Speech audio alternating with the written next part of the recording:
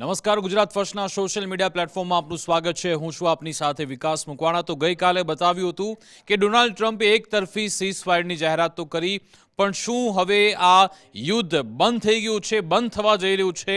પણ જે ત્યાંથી સમાચાર મળી રહ્યા છે, જે નિવેદન આવી રહ્યા છે, જે ગતિવિધિ થઈ રહી છે, એનાથી એવું લાગી રહ્યું છે કે ગમે ત્યારે યુદ્ધ ફાટી નીકળવાનું છે। જી હા, અને એનો સંકેત પોતે ડોનાલ્ડ ટ્રમ્પે આપી દીધો છે। ડોનાલ્ડ ટ્રમ્પે જે વાત કરી છે, એમણે કહ્યું કે આ શુક્રવાર સુધીમાં પહેલી વાતચીત શરૂ થવા જઈ રહી છે। તેમણે પોતે અમેરિકાના પત્રકારો સાથે વાતચીત દરમિયાન કહ્યું છે, એક એમનો સ્ટેન્ડ છે। એની સામે ઇઝરાયલે દાવો કર્યો છે કે અમને અમેરિકાનો એક મેસેજ એવો મળ્યો છે કે રવિવારથી ઈરાન પર હુમલા શરૂ કરવાના છે। આવી વાત ઇઝરાયલી મીડિયા ચલાવી રહ્યું છે। એક એ વાત। ત્રીજી વાત છે ઈરાનનું પક્ષ છે। ઈરાનનું કહેવું છે કે જ્યાં સુધી તમે એ નેવલ બ્લોકેડ હટાવશો નહીં, ત્યાં સુધી નેગોશિએશન ટેબલ પર અમે આવવાના જ નથી। એક આ અલગ અલગ વાત તો થઈ જ રહી છે। એની સાથે સાથે ડોનાલ્ડ ટ્રમ્પના જમાઈ એમની મુશ્કેલી વધી રહી છે, અને મેં જે કહ્યું કે યુદ્ધ ગમે ત્યારે ફાટી નીકળી શકે છે, એની પાછળનું કારણ એ છે વધુ એક સેનાના મોટા અધિકારી, અમેરિકાની વાત કરી રહ્યો છું, અમેરિકાના એમના સેનાના મોટા અધિકારી કે જેમને પદ પરથી હટાવી દેવામાં આવ્યા છે। યુદ્ધની પરિસ્થિતિ વચ્ચે આખરે કેમ અમેરિકા એવું કરવું પડ્યું? શું વધુ એક એવું ઓપરેશન અમેરિકા કરવા જઈ રહ્યું છે જેનો ઇનકાર અધિકારી કર્યો એટલા માટે પછી એમને હટાવવામાં આવ્યા? એ વિશે પણ વાત કરીશું। સાથે સાથે ઈરાન તરફથી જે તૈયારી થઈ રહી છે, એમાં એમની જે બેલિસ્ટિક મિસાઇલો કે ડ્રોન પ્રોડક્શન હોય એ સતત વધારવામાં આવ્યું। એ અમેરિકાનો પોતાનો રિપોર્ટ છે। સ્ટ્રેટ ઓફ હોર્મુઝને બ્લોકેટ કરીને ઈરાને શું મેળવ્યું છે એ ઈરાને પોતે જાહેર કર્યું છે, અને જે છેલ્લા ઘણા દિવસોથી આપણે જોયું છે કે સ્ટ્રેટ ઓફ હોર્મુઝ ઈરાનના કંટ્રોલમાં છે। પહેલીવાર IRGCએ એક વિડીયો રિલીઝ કર્યો છે જ્યારે તે જહાજને કેપ્ચર કરે છે। કેવી રીતે કેપ્ચર કરે છે વિડીયો પણ તમને બતાવીશું। બીજી સૌથી મહત્વની બાબત એ કે જીઓપોલિટિકલ સિચ્યુએશનમાં અત્યારે કોણ કોની સાથે, કોણ કોની સામે છે, એ પરિબળ પણ અત્યારે બદલાઈ રહ્યા છે, એ વિશે વાત કરીશું। આ બધાની વચ્ચે તમે જો કે સીઝ ફાયર થઈ ગયું છે, છતાં પણ માર્કેટ એના સેન્ટિમેન્ટ અત્યારે નેગેટિવમાં જોવા મળી રહ્યા છે। કાચા તેલના ભાવ વધવા લાગ્યા છે, અને ફરી એકવાર કાચા તેલના ભાવ $100 પ્રતિ બેરલને પાર પહોંચી ગયા છે, જે ચિંતાજનક ભારત માટે પણ છે, કારણ કે સ્ટ્રેટ ઓફ હોર્મુઝ તો બ્લોક છે। આગળ ઓલરેડી અમેરિકા એક નેવલ બ્લોકેટ લગાવીને બેઠું છે, જેની સીધી અસર ભારત પર થઈ શકે છે, એટલે એ ચિંતાજનક સમાચાર। આજે ભારતીય શેર બજારમાં પણ એના નેગેટિવ સેન્ટિમેન્ટ જોવા મળ્યા હતા। એ તમામ વિશે ચર્ચા કરીશું કે આખરે કેમ આવી પરિસ્થિતિ છે, શું દાવા પ્રતિદાવા કરવામાં આવી રહ્યા છે। શરૂઆત કરીએ એનાલિસિસની, પણ એ પહેલા તમને ડોનાલ્ડ ટ્રમ્પના ટ્વીટ વિશે જણાવું। પણ બ્રેન્ટ ક્રૂડ ઓઇલનો ભાવ તમે જોઈ લો કે છેલ્લા લગભગ ઘણા સમયથી જ્યારથી સીઝ ફાયરની વાત આવી હતી, લગભગ એ બ્રેન્ટ ક્રૂડ ઓઇલનો ભાવ 70-75ને ટચ કરીને આવ્યો, અને જેમ જેમ નિવેદન બદલાતા ગયા એમ એનો ભાવ વધતો ગયો, અને ગઈકાલે તો આપણે જોયું કે 98-99 સુધી હતો, $100 પાર પહોંચી ગયો છે, અને અત્યારે $102.88 છે પ્રતિ બેરલનો ભાવ। આ ચિંતાજનક સમાચાર અત્યારે વિશ્વભર માટે છે, કારણ કે સ્ટ્રેટ ઓફ હોર્મુઝમાં તણાવ છે। અમેરિકા કે ઈરાન કોઈ ઝૂકવા તૈયાર નથી, એટલા માટે જ આવી પરિસ્થિતિ અત્યારે જોવા મળી રહી છે। ભારતીય શેર બજારની વાત કરીએ તો સેન્સેક્સમાં ગઈકાલે 700 પોઈન્ટનો કડાકો હતો, આજે વધુ 800 પોઈન્ટનો કડાકો જોવા મળ્યો છે, એટલે કે માર્કેટ સેન્ટિમેન્ટ્સ પણ આ રીતના જોવા મળી રહ્યા છે। એની પાછળના કારણ છે એ છે કે આમાં કંઈ જ નક્કી નથી, અનિશ્ચિતતા ખૂબ જ જોવા મળી રહી છે। યુદ્ધ રોકાય એવું લાગતું જ નથી, કારણ કે જે રીતની તૈયારી ગતિવિધિ કરવામાં આવી રહી છે એનાથી લાગી રહ્યું છે કે આ પરિસ્થિતિ બગડી શકે નહીં। જો આમાં નામ કાચા તેલના ભાવ વધતા રહ્યા તો એ વિશ્વભરમાં એની ખરાબ વિપરીત અસર જોવા મળશે, એ વાત નક્કી છે। ઘણા બધા જે ઉદ્યોગો છે એને અસર પડી શકે છે। હવે શરૂઆત કરીએ ટ્રમ્પ તરફથી જે દાવો કરવામાં આવ્યો। તમને ખબર છે કે ટ્રમ્પે એક તરફી સીઝ ફાયરનું એલાન તો કર્યું, અને એ પણ અનિશ્ચિત કાળ માટે, કે જ્યાં સુધી ઈરાન એક એમનું પ્લાન અમને આપી ન દે ત્યાં સુધી સીઝ ફાયર રહેશે। એ બધાની વચ્ચે સવાલ પત્રકારોએ પૂછ્યો કે ભાઈ ક્યારે વાતચીત થશે અમેરિકા ઈરાનની? ટ્રમ્પ કહી રહ્યા છે, ફોક્સ ન્યૂઝે આ રિલીઝ કર્યા સમાચાર, president Trump says Iran peace talk could restart as soon as Friday. એટલે કે આ શુક્રવારથી, અને તમે જુઓ કે હંમેશા ડોનાલ્ડ ટ્રમ્પ આ રીતના સ્ટેટમેન્ટ જ્યારે માર્કેટ બંધ થવાનું હોય ત્યારે જ આપતા હોય છે અને શુક્રવાર ફરી એકવાર પસંદ કરવામાં આવ્યું છે. ડોનાલ્ડ ટ્રમ્પ એવું કરે છે કે વહેલી સવારે ઉઠે છે ને પછી માર્કેટ શરૂ થાય એ પેલી સારી વાતો કરે અને પછી 4 થી 5 કલાક ટ્રેડિંગ થઈ જાય. સાંજ પડતા વધુ એક નેગેટિવ વાતો કરવા લાગે ને પછી ઇનસાઇડર ટ્રેડિંગ સતત થતી રહે છે. એટલા માટે એમના પર વિશ્વાસ નથી આવતો ને એટલા માટે તમે જોયું કે શેર બજાર હોય કે પછી ક્રૂડ ઓઇલના ભાવ એ સતત આ રીતે વધી રહ્યા છે. અને શું કહેવામાં આવ્યું? Trump estimate they could begin within the next 36 to 70 hours. એટલે કે આવનારા 36 થી 72 કલાકમાં વાતચીત અમેરિકા ઈરાન વચ્ચે શરૂ થશે એવી વાત કહેવામાં આવી છે. But Iran's flagging leadership failed to come forward with a unfilled proposal. એટલે કે હજુ સુધી ઈરાન તરફથી આ પ્રપોઝલ આપવામાં નથી આવ્યો અને આમાં વધુ એક પેચ એ પણ છે. ડોનાલ્ડ ટ્રમ્પે ફોક્સ ન્યૂઝ સાથેની વાતચીતમાં એવી વાત કરી જે દુનિયાને ચોંકાવી રહ્યું છે. એટલા માટે કારણ કે પહેલીવાર ડોનાલ્ડ ટ્રમ્પે કોઈ વ્યક્તિનું નામ લીધું કે અમેરિકા આની સાથે વાત કરવી છે. ડોનાલ્ડ ટ્રમ્પે નામ લીધું છે ઈરાનના વિદેશ મંત્રી અબ્બાસ અરાક્ચી વિશે. ટ્રમ્પ કહી રહ્યા છે કે અબ્બાસ અરાક્ચી એકદમ બૌદ્ધિક વ્યક્તિ છે, ઇન્ટેલિજન્ટ છે, એ સારા વ્યક્તિ છે, અમે એની સાથે વાત કરવા માંગીએ છીએ એવું તેમણે કહ્યું. આખરે કેમ ઈરાનના આ વિદેશ મંત્રીનું નામ ટ્રમ્પે લીધું છે એની લીધી ચર્ચા થઈ રહી છે કે શું ટ્રમ્પ કારણ કે સમાચાર આવ્યા છે કે ઈરાનની અંદર પણ અંદરો-અંદર જે પોલિટિકલ લીડરશિપ હોય કે પછી IRGC એમની વચ્ચે તનાતની છે. શું એનો ફાયદો ટ્રમ્પ લેવા માંગે છે? કારણ કે જે એક ટ્વીટ કરવામાં આવ્યું હતું સ્ટ્રેટ ઓફ હોર્મુઝ ઓપન થઈ ગયું છે ફુલ્લી, એની જાહેરાત અબ્બાસ અરાક્ચીએ જ કરી હતી. અને પછી જે રીતના ગાલિબાફના નિવેદન આવ્યા, પેજિશ્કિયાનના નિવેદન, એવું લાગ્યું કે કદાચ પોલિટિકલ ઈરાનની અંદર જે પોલિટિકલ લીડરશિપ છે એની અંદર ક્યાંક ખટરાક છે, કોઈ ઝઘડો થયો છે. શું ટ્રમ્પ એનો ફાયદો તો ઉઠાવવા નથી માંગતા ને એ સવાલ થાય. હવે વાત કરી કે ટ્રમ્પે તો કહી દીધું કે ભાઈ શુક્રવારે વાત કરવાના છીએ. ઇઝરાયલ અલગ જ વાત કરી રહ્યું છે. ઇઝરાયલની જે ન્યૂઝ એજન્સી છે કાન ન્યૂઝ, એમના તરફથી શું રિપોર્ટ કરવામાં આવે છે તમે જો. આ વાત એમના તરફથી કહેવામાં આવી છે. એ કહી રહ્યા છે In Israel, they were surprisingly updated that Trump's new deadline for Iran is by Sunday. એટલે કે સીઝફાયરની જે ડેડલાઇન છે એ સન્ડેની છે. Source in Israel noted frustration over the lack of coordination with the US, and a diplomatic source added the American president wants to reach agreements by Sunday and not just to hold negotiation. એટલે કે Israel કહી રહ્યું છે કે રવિવાર સુધીની જ deadline છે. ભલે ટ્રમ્પ દ્વારા કહેવામાં આવ્યું હોય, એમના સેક્રેટરી તરફથી કહેવામાં આવ્યું વ્હાઇટ હાઉસના કે અનિશ્ચિત કાળ સુધી નેગોશિએશન છે, પણ ઇઝરાયલની મીડિયા ચલાવી રહ્યું છે કે અમને તો ટ્રમ્પે એવું કહેવડાવ્યું કે રવિવારનો દિવસ બહુ થઈ ગયો, રવિવાર પછી નેગોશિએશન વિન્ડો પૂર્ણ થશે અને ધડાધડ ઈરાન પર બોમ્બ વરસવા લાગશે. એવા સમાચાર કાન ન્યૂઝ, ઇઝરાયલની જે ન્યૂઝ એજન્સી છે એ ચલાવી રહ્યું છે. આવામાં ભરોસો કોના પર કરવો? ટ્રમ્પ જે કહી રહ્યા છે એના પર કે પછી ઇઝરાયલ જે કહી રહ્યું છે એના પર? એ સવાલ એમાં થાય. જો કે ઈરાન તરફથી એક સ્ટ્રોંગ મેસેજ પહેલાથી જ આપવામાં આવી રહ્યું છે. આ છે MB ગાલિબાફ કે જે ત્યાંની જે સંસદ છે એના સ્પીકર છે. એ શું કહી રહ્યા છે? એ એક જ લાઇનના તમામના મેસેજ છે. ગાલિબાફ કહી રહ્યા છે complete ceasefire only makes sense if it is not violated by the maritime blockade and the hostage taking of world's economy, and if the Zionist warmongering across all front is halted, reopening the Strait of Hormuz is impossible with a such flagrant breach of the ceasefire. એટલે કે complete ceasefire તો જ અહીંયા થાય જો તમે maritime બ્લોકેડ હટાવી દો, ત્યાંના હોસ્ટેજ છે, જે વર્લ્ડ ઇકોનોમીને તમે તમારા સકંજામાં લેવા માંગો છો એ તમામ બંધ કરશો તમામ ફ્રન્ટ પરથી, તો જ સીઝફાયર અહીંયા લાગુ પડશે. સાથે કહી રહ્યા છે they did not achieve their goals through military aggression. Military એગ્રેશનથી એ પોતાના ગોલને એચીવ નથી કરી શક્યા. nor will they through bullying, એટલે કે દાદાગીરી કરીને પણ તેમણે પોતાના ગોલ એ એચીવ નથી કરી શક્યા. The only way forward is to recognize the rights of the Iranian nation. એટલે કે આગળ વધવાનો એક જ રસ્તો છે કે ઈરાનના અધિકારોને તમે વાચા આપો અને એને તો જો સ્વીકારો તો જ આગળ વધી શકાશે, બાકી નહીં આગળ વધી શકાય. ઈરાનના બે જ ઉદ્દેશ્ય છે, એક તો યુરેનિયમ એનરિચમેન્ટ એમની પાસે રહે, સ્ટેટ ઓફ હોર્મુઝનો કંટ્રોલ એમની પાસે રહે, આ બે, અને ત્યાં નેવલ બ્લોકેડ હટી જાય તો જ ઈરાન આગળ વધશે, બાકી નથી વધવાનું. પણ ટ્રમ્પ કે જે એમનું ફિતુર છે કે આપણે ઈરાનને કેપ્ચર કરી લેવું છે, ન્યુક્લિયર એની કેપેસિટી ઝીરો કરી દેવી છે, યુરેનિયમ લઈ લેવું છે, આ તનાતનીમાં યુદ્ધ ગમે ત્યારે આગળ વધશે એ નક્કી છે. પેજિશ્કિયાન શું કહી રહ્યા છે? ઈરાનના પ્રેસિડેન્ટ છે. The Islamic Republic of Iran has welcomed dialogue and agreement and continues to do so.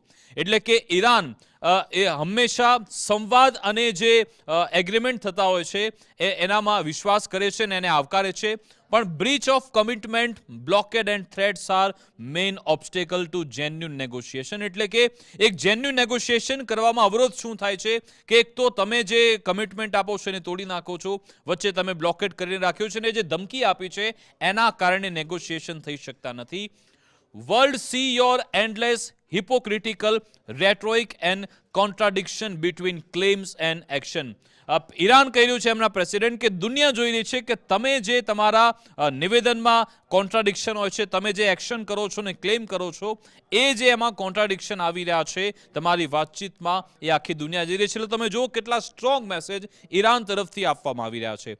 America શક્તિશાળી છે, અમેરિકા એ પાવર હાઉસ છે, ઈરાનની સામે એની કોઈ કમ્પેરિઝન નથી, પણ છતાં પણ તમે જોયું કે આટલો આડો નાનકડો દેશ એ પણ ફાઇટ બેક કરી રહ્યું છે, એમના ફર્મ ડિસિઝન છે. પણ એક વાત એ પણ છે કે અબ્બાસ અરાક્ચી સાયલેન્ટ છે. જે અબ્બાસ અરાક્ચી જે ફેસ હતા વાતચીત માટે, એ અત્યારે કશું જ બોલી નથી રહ્યા. એ પણ એક અહીંયા બાબત છે કે આખરે કેમ એમણે અત્યારે મૌન ધારણ કર્યું છે, એના પર ચર્ચા થઈ રહી છે. અને હવે આવું મુખ્ય સમાચાર પર. આ સમાચાર છેલ્લા 24 કલાકના ખૂબ જ મહત્વના એટલા માટે છે કારણ કે આ યુદ્ધની વચ્ચે, ચાલુ યુદ્ધ દરમિયાન કોઈ પણ ઘોડા બદલતું નથી, પણ અમેરિકા સતત એ કર્યા કરે છે. ગઈકાલે એમણે પોતાના નેવી ચીફ સેક્રેટરીને હટાવી દીધા. વિચારો, અમેરિકા કે જે તેણે સ્ટ્રેટ ઓફ હોર્મુઝને ત્યાં બ્લોકેડ કરી રાખ્યું છે, આટલું મોટું ઓપરેશન તેમણે કર્યું છે, એમના જંગી યુદ્ધ જહાજો અરેબિયન સીમાં ઊભા છે, એની વચ્ચે અમેરિકાએ પોતાના નૌસેના ચીફને કેમ હટાવવા પડ્યા? એક મોટો સવાલ છે. ગઈકાલે સેન પેનલ તરફથી આ એમની જાહેરાત કરવામાં આવી. Secretary of the navy John C. Fallon is departing the administration effective immediately. એટલે કે તુરંત જ જે નેવી સેક્રેટરી છે જોન સી ફેલન, એને હટાવવામાં આવ્યા છે. અને on the behalf of the Secretary of War and Deputy Secretary of War, we are grateful to Secretary Fallon for his service to the department. We wish him well in this future endeavors. એટલે સારી વાતો કરી રહ્યા છે, પણ ચાલુ યુદ્ધની વચ્ચે એમને કેમ હટાવવા પડ્યા? એક મોટો સવાલ છે. આ તમે જુઓ, આ એક આટલું મોટું લિસ્ટ છે કે યુદ્ધ દરમિયાન અમેરિકાએ પોતાના મોટા અધિકારીને હટાવ્યા. ચીફ ઓફ ડિફેન્સ સ્ટાફ કે જે આખી સેનાનું મોટું એક એનો ચહેરો કહેવામાં આવે છે, મોટું પદ કહેવામાં આવે છે, ચાલુ યુદ્ધની વચ્ચે એમણે પોતાના ચીફ ઓફ સ્ટાફ છે, army chief of staff Randy George, એમને પણ હટાવ્યા હતા. આ 22 એપ્રિલના સમાચાર કે જોન ફિલોન કે જે સેક્રેટરી છે નેવીના, એમને હટાવી દીધા. આટલા મોટા ચહેરાઓ છે, જો કેન્ટ હોય, આ ઘણા બધા એવા લોકો છે જેમને હટાવવામાં આવ્યા.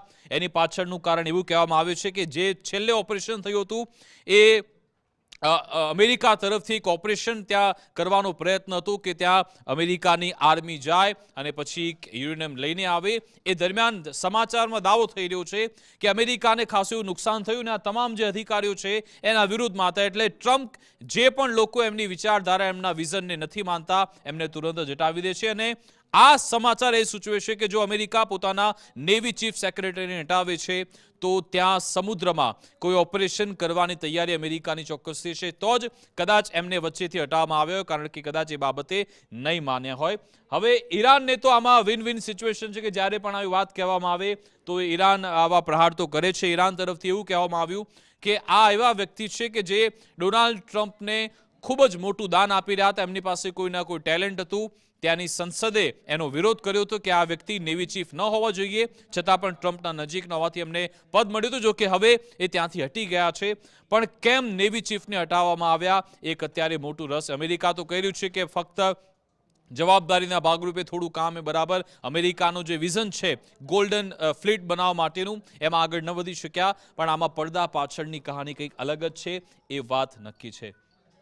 તો આ છે વ્હાઇટ હાઉસના જે પ્રેસ સેક્રેટરી કેરોલિન, એમના તરફથી એક મહત્વની બાબત એ કહેવામાં આવી. We all see a lot of different messaging and rhetoric coming out of Iran. એટલે કે ઘણા બધા મેસેજ એમને ઈરાન તરફથી મળી રહ્યા છે. And I will caution you against taking anything they say at face value. કારણ કે એ લોકો જે કહી રહ્યા છે એને ફેસ વેલ્યુ પર ન લઈ શકાય. What they say publicly is much different than what they connect to the US and our negotiation team privately. એટલે કે અમેરિકા કહી રહ્યું છે કે ઈરાન જે જાહેરમાં નિવેદન આપે છે, જાહેરમાં વાતો કરે છે, એ કંઈક અલગ હોય છે અને પ્રાઇવેટમાં અમારી સાથે જે સંવાદ થાય છે એ કંઈક અલગ હોય છે, એટલે એમના નિવેદન ફેસ વેલ્યુ પણ ન લઈ શકાય. પણ જે પણ હોય, પણ એક વાત તો એમણે કન્ફર્મ કરી કે ટ્રમ્પ પણ દાવો કરી ચૂક્યા છે કે સીઝ ફાયર અનિશ્ચિત કાળ સુધી રહેશે અને પછી ટ્રમ્પ જ નક્કી કરશે કે સીઝ ફાયર ક્યારે પૂર્ણ થશે. એ વાત એ સેક્રેટરી તરફથી કહેવામાં આવી છે. હવે બ્લોકેડ સતત અમેરિકા તરફથી કરવામાં આવ્યું છે. એના તરફ વધુ એક એમણે પોસ્ટર રિલીઝ કર્યું છે. US central command official account છે, તમે જુઓ. એમણે શું કહ્યું? US forces have directed 31 vessels to turn around or return to port as part of the US blockade against Iran. એટલે કે US સેન્ટ્રલ કમાન્ડ કહી રહ્યું છે કે અમે 31 જેટલા જહાજો છે એમને પરત જવા માટે અમે મજબૂર કર્યા છે, અથવા તો એ લોકો પરત નીકળી ગયા છે. અને ઓવરવ્યૂ એમણે બતાવ્યું કે કેટલા એસેટ વાપરી રહ્યા છે. Aircraft carrier, assault ship, amphibious transport dock ship, landing ship, આ એમના એસેટ છે. એક્ઝિક્યુશન ધ મિશન એના માટે કેટલા 10,000 કરતાં વધારે યુએસ ટ્રુપ એમાં જોડાયેલા છે. 100 કરતાં વધારે ફાઇટર રોટરી વિંગ છે, સર્વેલન્સ એરક્રાફ્ટ છે, 17 કરતાં વધારે વોરશિપ આ આખા બ્લોકેડ માટે અમેરિકાએ તૈનાત કર્યા છે. US military has global reach, no ship allowed in or out Iranian ports, enforcement across the Middle East and beyond. એટલે આ રીતની તૈયારી અમેરિકાની છે. પણ સામે દાવો શું થઈ રહ્યો છે ને જે અમેરિકાની મીડિયા પણ કવર કરી રહી છે. અમેરિકાની મીડિયા પોતે કહી રહી છે કે ભલે આ બ્લોકેડ હોય પણ એની વચ્ચે પણ ઈરાનના જહાજ તો આરામથી ત્યાંથી નીકળી રહ્યા છે. ઈરાનના આ બ્લોકેડની જાહેરાત પછી પણ 33 જેટલા જહાજો આરામથી ત્યાંથી નીકળી ગયા છે. ભલે 33 વેસલનો દાવો કરે પણ કેટલાક જહાજ તો એવા પણ હતા કે જેમણે સામે ચાલીને પોતાના જે લોકેશન ડિટેક્ટ થઈ જાય એ માટે લોકેશન ઓન રાખીને આરામથી અમેરિકાના યુદ્ધપોતની સામેથી નીકળ્યા છે. એ દાવો પણ કરવામાં આવ્યો છે. ને ચાઇનાના જહાજ તો તમામ નીકળે છે. ઈરાન જેટલું પણ તેલ ચાઇનાને આપે છે એ જહાજ પણ આરામથી ત્યાંથી નીકળી રહ્યા છે. એટલે કે એમાં પણ અહીંયા એમની ફજીતી થઈ રહી છે એ વાત કહેવામાં આવે છે. હવે પ્રથમવાર પહેલીવાર એક IRGC તરફથી વિડીયો રિલીઝ કરવામાં આવ્યો કે જે એક કાર્ગો જહાજને એને કેપ્ચર કર્યું હોય, એને જપ્તીમાં લઈ લીધું હોય, એનો વિડીયો IRGC તરફથી રિલીઝ કરવામાં આવ્યો છે. Iranian state TV aired a video of the IRGC seizing container ship in the strait of Hormuz. એનો વિડીયો તમે જુઓ કે જે આ રિલીઝ કરવામાં આવ્યો છે. તમે જુઓ આ જે નાનકડા એમના જે સ્પીડ બોટ છે કે પછી એને મોસ્કિટો ફ્લીટ કહેવામાં આવે એ આ તમે જો આટલું મહાકાય કન્ટેનર છે, શિપ છે, એને આટલા નાનકડા બોટમાં IRGCના એ જવાનો આવે છે અને પછી ત્યાં ઉપર ચડીને એ આખી કન્ટેનર તમે જો કેવી રીતે કેપ્ચર કરી લે છે. એનો આખો video Iranian state TV airs video તમે જો એના IRGCના જે લડાકુઓ છે એ આમાં માસ્ક પહેરીને આવે છે જહાજની અંદર. આ એમની સ્પીડ બોટ તમે જો આ મહાકાય જહાજ કે જેને કેપ્ચર કરી લેવામાં આવ્યું છે. આ ગઈકાલના સમાચાર અને એનો વિડીયો IRGC તરફથી રિલીઝ કરવામાં આવ્યો. તમે જો આખું કન્ટેનર, આખું કાર્ગો જહાજ ઈરાનના કંટ્રોલમાં આવી ગયું છે. આ રીતની પરિસ્થિતિ છે. પહેલીવાર આ વિડીયો સામે આવ્યો છે જે બતાવે છે કે કેટલો કંટ્રોલ અત્યારે ત્યાં છે. સ્ટેટ ઓફ હોર્મુઝને લઈને બીજા મહત્વના સમાચાર એ કે ઈરાને પહેલીવાર કન્ફર્મ કર્યું છે કે જે ટોલ અમે વસૂલે છીએ એનું ટ્રાન્ઝેક્શન અમે આરામથી કરી રહ્યા છીએ.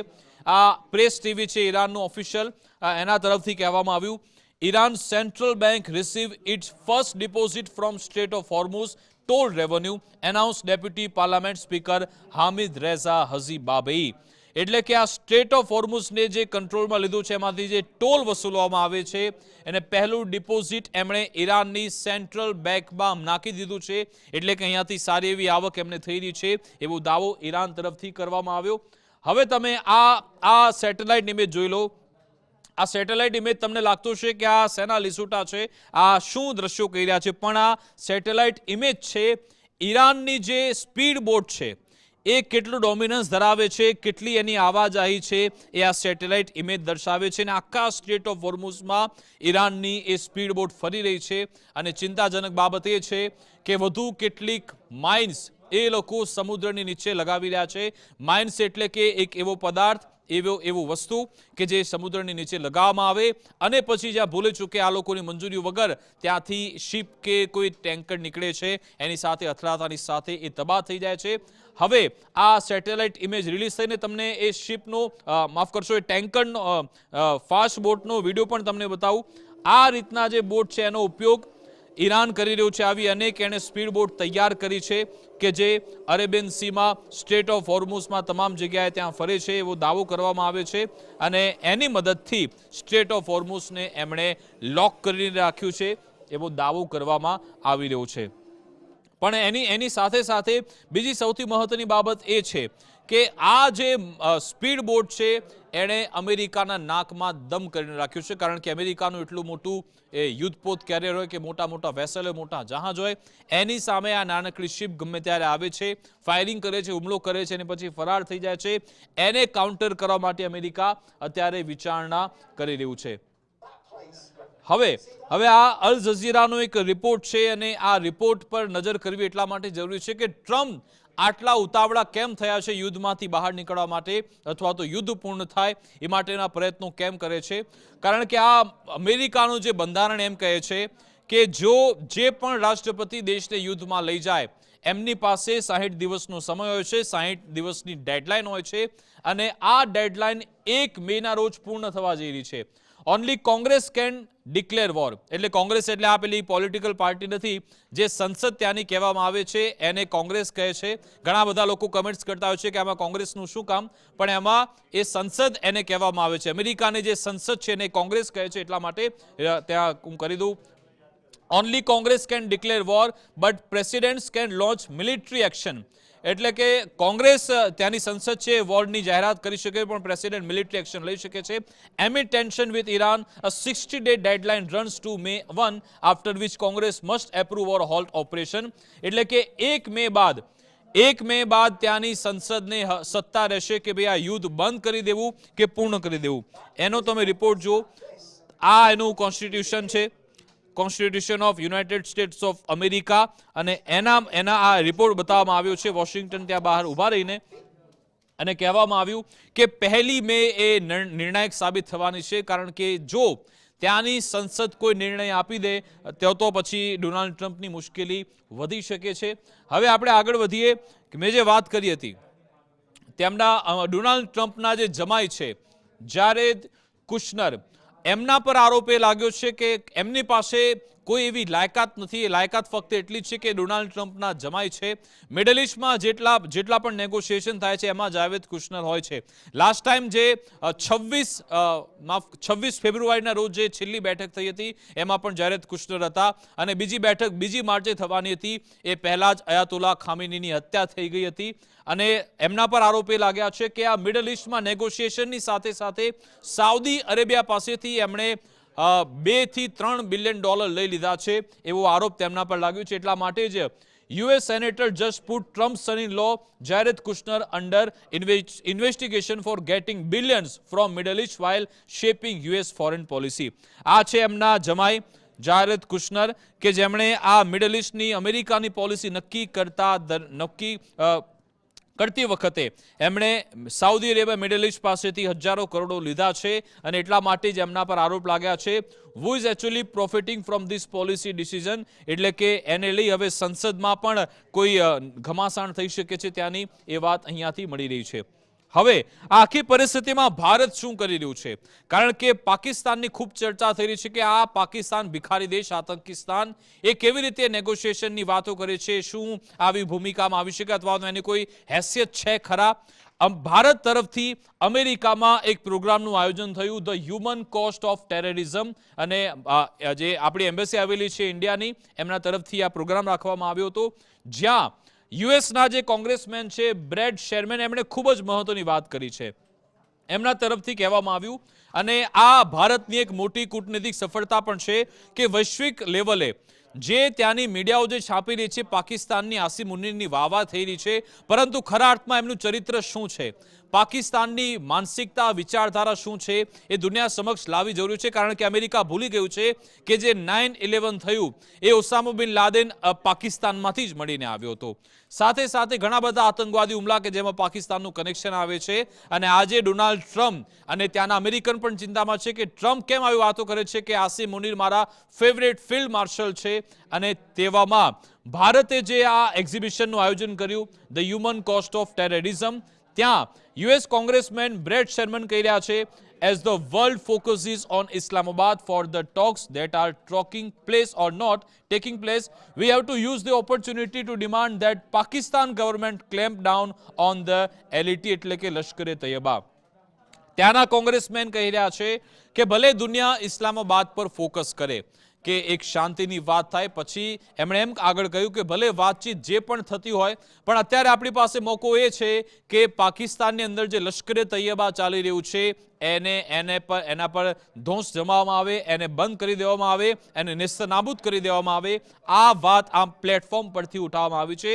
લશ્કરે તૈયબા કે જે આપણા મુંબઈ એટેક થયા હતા એમાં લશ્કરે તૈયબાનો હાથ હતો, ઘણા બધા આતંકવાદી હુમલામાં ભારતમાં જે એટેક થાય છે એમાં એનો હાથ હોય છે. એટલે આ ભારતની મોટી સફળતા છે, અને આ રીતે ભારતે સતત આગળ વધવું જોઈએ, કારણ કે જે પાકિસ્તાનનો જે ચહેરો છે, સાથે સાથે તમે જુઓ કે ઇઝરાયલનું સીધી રીતે વિરોધી છે પાકિસ્તાન, અને છતાં પણ એ અત્યારે યુએસ સાથે આગળ વધી રહ્યું છે. આ તમામ બાબતો ભારતે અત્યારે એને રિફ્લેક્સ કરવી જરૂરી છે, અને ભારત એ બહુ સારી રીતે કરી રહ્યું છે, જે સારી બાબત છે. હવે આગળ વધીએ તો આ બીજા મહત્વના સમાચાર એ છે કે જે એક અલગ અલગ વેપન ઈરાને પોતાની પાસે રાખ્યા છે. ઈરાન માહેર છે વર્ષો સુધી આવી ગેમ રમવા માટે, અથવા તો જે યુદ્ધમાં પહોંચે તો વર્ષો સુધી એ પોતાની ગેમ જાળવી રાખે છે અને એમાં એ જીતતું રહે છે. અને આ વખતે પણ તમે જુઓ કે અલગ અલગ વેપન ઈરાને પોતાની પાસે રાખ્યા છે. સૌથી મોટું વેપન એમની પાસે હતું સ્ટ્રેટ ઓફ હોર્મુઝનું, એનો ઉપયોગ અત્યારે ઈરાન તો કરી જ રહ્યું છે. બીજું વેપન તમને જણાવી દઉં કે જે આપણે મેપની મદદથી સમજીશું. અહીંયા જે બલ અદબ જે સ્ટ્રેટ આવેલું છે, આ એરિયા એને પણ ગમે ત્યારે ઈરાન કેપ્ચર અથવા તો એને બંધ કરી દે એની પૂરેપૂરી શક્યતા છે. એની શક્યતાઓ નકારી શકાય એમ નથી, એ વાત લગભગ નક્કી છે. બાબ અલ મંદબ સ્ટ્રેટ છે. હવે જો આ બાબ અલ મંદબ સ્ટ્રેટ બંધ થઈ જાય તો રેડ સીનો આખો રૂટ બંધ થઈ શકે છે, અને અહીંયા યમન હુતીની મદદથી આ બંધ કરી શકે છે. પહેલા તો સ્ટ્રેટ ઓફ હોર્મુઝ તો લોક છે જ, હવે આ બાલ એ પણ બંધ કરી દેવામાં આવે, એની એ વેપન તો એને બચાવી રાખ્યું છે. એની સાથે સાથે અહીંયા પર્શિયન ગલ્ફમાં જેટલા પણ ઇન્ટરનેટ કેબલ છે એને પણ તોડવાની વાત ઈરાને કરી છે. પર્શિયન ગલ્ફની અંદરથી જેટલા પણ ઇન્ટરનેટ કેબલ કે જે મિડલ ઇસ્ટમાં ઇન્ટરનેટની સુવિધા ઉપલબ્ધ કરાવે છે એને તોડવાની વાત ઈરાને કરી છે. એટલે કે ચીમકી તમે જુઓ, એક બાજુ વધુ એક સ્ટેટ બંધ કરવાની વાત, ઇન્ટરનેટ સેવા બંધ કરવાની પણ ધમકી આપી છે. IRGC warns of cutting their 7 submarine internet cables that pass through the Strait of Hormuz, which would trigger a digital catastrophe of Gulf states that depend on them for over 90% of their internet banking and cloud service as per Tasnim. એટલે કે તમે જો કે આ internet cable જો એ બંધ થઈ જાય તો ઇન્ટરનેટ પર આખી દુનિયા ચાલી રહી છે. જો IRGC આવું કરશે તો આ એક વધુ ઘમાસાણ આખા મિડલ ઇસ્ટમાં વધી શકે છે, અને એમનું પ્રેશર મિડલ ઇસ્ટના જે દેશો છે, પછી સાઉદી અરેબિયા, UAE, કતર હોય, જોર્ડન હોય, એ તમામ પર પ્રેશર આવશે. આ તમામ હથિયાર ઈરાને અત્યારે બચાવીને રાખ્યા છે, અને એક બાદ એક જ્યારે સમય આવશે તેનો ઉપયોગ કરશે. અત્યારે શાંતિથી નેગોશિએશનની વાત ઈરાન કરી રહ્યું છે.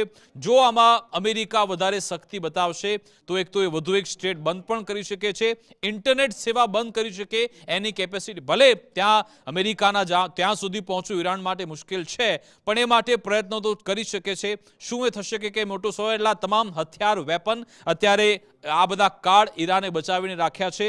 હવે નજર છે ડોનાલ્ડ ટ્રમ્પ પર. આ ડોનાલ્ડ ટ્રમ્પ કે જેમણે શુક્રવારે વાતચીત માટેની વાત કરી છે કે શુક્રવારે વાતચીત થશે. ઇઝરાયલ કહી રહ્યું છે કે રવિવાર સુધીમાં તો ખાત્મો થઈ જવાનો છે. ઘણા બધા આમાં અલગ અલગ સમીકરણ છે, પણ ટ્રમ્પ પર દારોમદાર છે કે એમને ખબર છે કે જે વ્યક્તિ યુદ્ધ જીતવાની વાતો કરતા હોય એ નેગોશિએશનની પણ વાત કરે છે, શાંતિની પણ વાત કરે છે, કારણ કે એમના પર ટ્રમ્પ પર પ્રેશર એ છે. આ યુદ્ધની પરિસ્થિતિમાં એક બાદ એક મોટા એમના અધિકારીને એમને હટાવવા પડ્યા છે. એમની સાથેના વર્તુળમાં રહેલા જે કર્મચારીઓ છે, મોટા નેતા, એ પણ શંકાના દાયરામાં છે. FBI ના કાશ પટેલ એમની સામે પણ ઘણા ગંભીર આક્ષેપ લાગેલા છે. સાથે સાથે તુલસી ગબાડ એમને પણ હટાવવાની વાત થઈ રહી છે. ગઈકાલે નેવી ચીફને પણ હટાવી દેવામાં આવ્યા. એમના પોતાના જમાઈ જાવેદ કશ્નર એમની પર પણ આક્ષેપ લાગેલા છે. એટલે પ્રેશર તો છે. સૌથી મોટું પ્રેશર એમની પર એ ઇમ્પીચમેન્ટનું છે કે એક તો એ કે એમની ત્યાંની સંસદ છે એ યુદ્ધ માટે એમને રોકી શકે છે. બીજી સૌથી મહત્વની બાબત, આવનારા મિડ ટર્મમાં એમને નુકસાન થઈ શકે છે. ઘણા બધા પરિબળથી ઘેરાયેલા છે. એવી જ પરિસ્થિતિ ઈરાનની પણ છે. ઈરાન કે જેને ખાસું એવું નુકસાની ભોગવી ગયું છે, એના બ્રિજ તૂટી ગયા છે, અંદર પેરેલલ ખાસું નુકસાન થયું છે, એને પણ આગળ વધવાનું છે, યુદ્ધમાંથી બહાર નીકળવા માટેના પ્રયત્ન કરે છે. એટલે ઈરાન અમેરિકા બંને માટે કેચ 22 સિચ્યુએશન છે. હવે આમાંથી બહાર નીકળવાનો રસ્તો કોણ શોધે છે, શું શાંતિ થાય છે કે કેમ? કારણ કે ઈરાને તો નક્કી કર્યું છે કે ચલો તમારે અમને મારવા છે, અમે માર ખાવા તૈયાર છે, પણ અમે તમારું નુકસાન તો કરીશું જ. હવે કેવું નુકસાન થાય છે, શાંતિ થાય છે, યુદ્ધ થાય છે કે પછી આ આખો મામલો હંમેશાની જેમ ગૂંચવાયેલો રહે છે, એના પર નજર રહેશે. અમારી વિશેષ રજૂઆત અંતર્ગત બસ આટલું જ. આપ જોતા રહો ગુજરાત ફર્સ્ટ ન્યૂઝ. નમસ્કાર.